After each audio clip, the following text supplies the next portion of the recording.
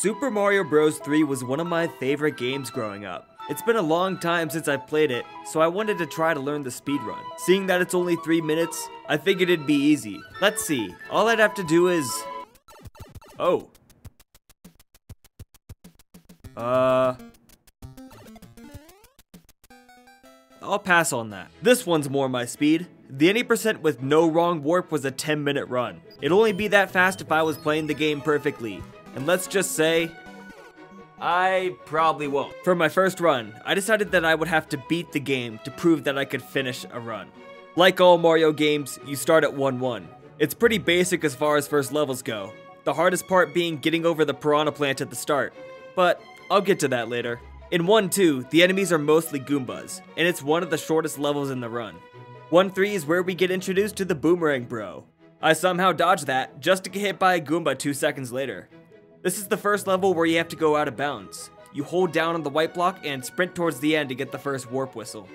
Moving on to the fortress, you just have to jump over the lava and avoid the waffles. You grab a leaf and get P-speed to fly above the stage and get the second warp whistle. Now you get to use both back-to-back to get to World 8. World 8 starts with big tanks, the first of 4 auto-scrollers. There's no way to speed up these types of levels, and the only part you can make faster is killing the boss at the end. Battleships is up next, another auto-scroller. There may be no way to speed up these levels, but there's plenty of ways to die. At the end is Boom Boom, a boss that is embarrassingly easy to beat. This run is mostly skill, but now you have to get lucky. The hand traps have a 50% chance of grabbing you, and if they do, you're forced to play a level. The next level is Airships, easily the hardest auto-scroller. It's filled with tiny platforms, and there's 11 Rocky Wrenches who keep trying to teach me dodgeball. What? There's another Boom Boom, and now the real levels of World 8 start. On 8-1, I died in 10 seconds, sending me back to the very beginning.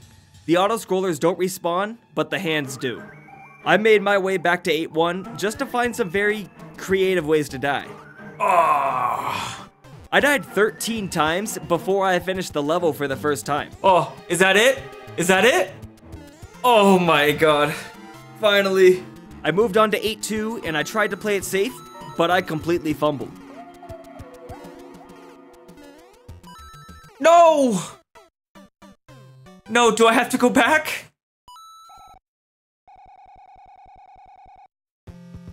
Oh my god. Eventually, I made it back and was able to clear the gap, finishing the level. The fortress for World 8 is a maze, but I had studied the route before my first run. I fought Boom Boom for the 3rd time and moved on to the last auto-scroller of the run. Super Tank is probably the easiest auto level.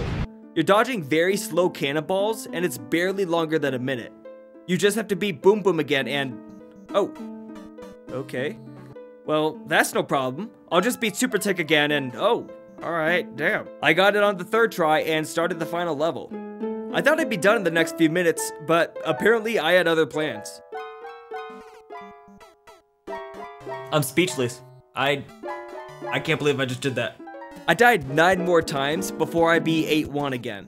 I beat 8-2 on the first try, and now I only had to beat the final level. I had 5 lives. Surely I would beat it now, right? Somehow I had made it to the boss, but I wasn't ready for it yet.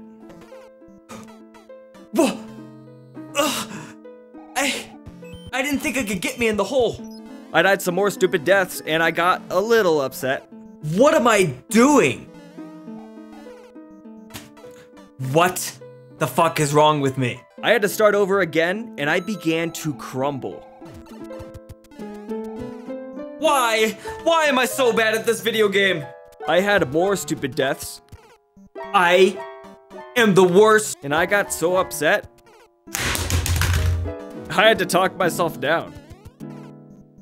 Just breathe, man. Just breathe in, breathe out. It didn't work though. Fuck a duck, man. And I died the exact same way right after. Fuck! Eventually I made it through with 0 lives left, but I was confident that I would die again. But I got to the boss and was able to do what I couldn't do before.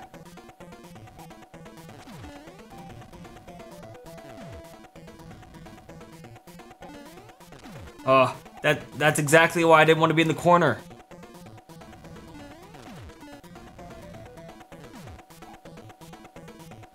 Is that it? Oh, Oh! Oh! Let's go! I didn't think it would ever end. My final time was 1 hour and 10 minutes. On the leaderboard, that would get me 503rd place. Well, at least I'm not last. With a lot of improvement needed, I decided I would set some goals for this challenge. I finished World 1 and got to World 8 in 3 minutes and 25 seconds. I wanted to cut a minute off of that time. World 8 took me 1 hour and 7 minutes to finish. A huge chunk of that could get cut off. I'm going to aim to finish in 12 and a half. That would give me 15 minutes to beat the game. For the hands in World 8, I wanted to minimize this, but it was completely out of my control. I was never going to reset over getting grabbed, but I wanted to aim for 1 or less hands. During my first run, I had a total of 76 deaths. To make this challenge hard, I was going to bring that number down to 0. And since this is a speed run, I wouldn't feel like I was going fast if I didn't look cool doing it. I would need to get familiar with the levels so I could pull off different tricks. I started with the very beginning. I felt like I needed to master 1-1 since it's the very start of the run. I practiced over and over until I had it down. You need to build up P-speed right away to jump over this piranha plant. Most of my resets were caused by this, and pulling it off felt extremely satisfying. There's also a side jump off of a paratrooper to land on the clouds. You full jump and then tiny hop to finish the level. 1-2 is pretty easy to run. There's 2 precise jumps that I would always try to land, but I wouldn't reset over.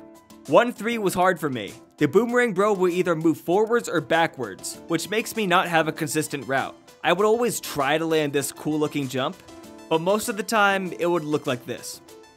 The fortress is pretty basic. You're able to build up P-speed here, but it doesn't make it too much faster. There's no way to speed up the auto-scrollers except for beating the boss, and with the hands, you just have to get lucky. So we skip past those to get to 8-1, the level that was the hardest for me. Instead of optimizing for speed on this one, I tried to play it safe to guarantee that I could make it through the level. 8-2 is where I could go fast. The hills are perfect for getting P-speed to cross the large gaps. Navigating through the fortress takes up time, and it's hard to go fast since there's always something in the way. There's one more auto-scroller and then the final level. The hardest part here is this donut section. If I could get through that, I could make it to the end. After hours of practicing levels, I started doing entire runs again. I wanted to see if I had improved at all. So I tried to finish a run and it ended at just over 25 minutes. I had gotten better, but it wasn't enough. I needed more practice. I was dying on every level in many different ways. I kept having small mistakes that would cost me minutes during my runs, finishing the next one in 19 minutes. I would need to play a lot better to beat this challenge. My next run started very well. I was finally nailing all the jumps I had practiced. I got through World 1 without much trouble, and I started on World 8 in under 2 minutes and 30 seconds. I was able to get through the first 2 auto-scrollers, and I almost got past the hands. I had some incredibly close calls with wrenches, and then I beat the boss and moved on to 8-1. This is the level that I had died on the most.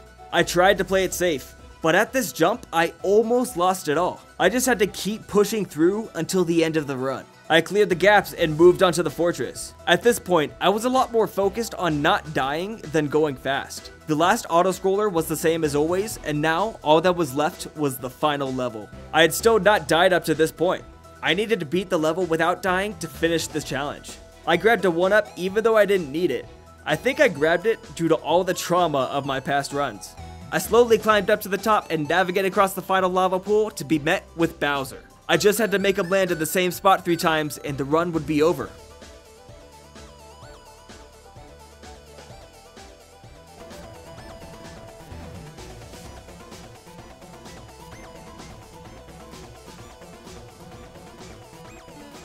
Oh! Let's go! Finally! And just like that, I was able to complete a run without dying. I didn't know it yet, but this would just be the start of my journey. I was about to be grinding this game until I got the world record.